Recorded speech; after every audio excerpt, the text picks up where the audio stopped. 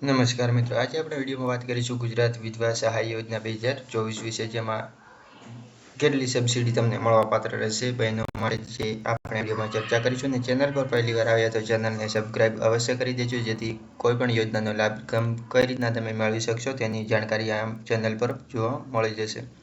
યોજના નામ ગુજરાત વિધવા સહાય યોજના, જેમાં નિરાધારી વિધવા બહેનોને લાભ મળવાપાત્ર રહેશે, જેમાં 1250 રૂપિયા દર મહિને સહાય કરવામાં આવશે.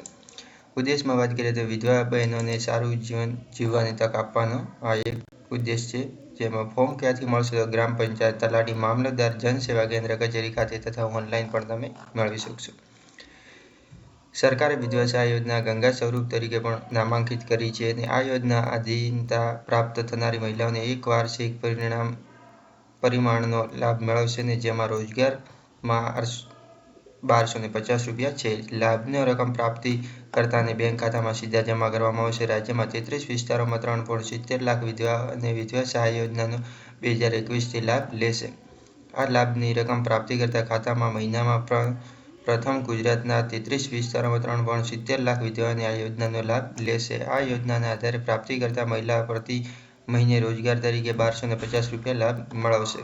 આ લાભની રકમ સીધા પ્રાપ્તિકર્તાના બેંક ખાતામાં જમા કરવામાં આવશે. આ યોજનાને તંત્ર અંતર્ગત ગુજરાતમાં 33 વિસ્તારોના 3.70 લાખ વિધવાઓને લાભ આપવામાં આવશે.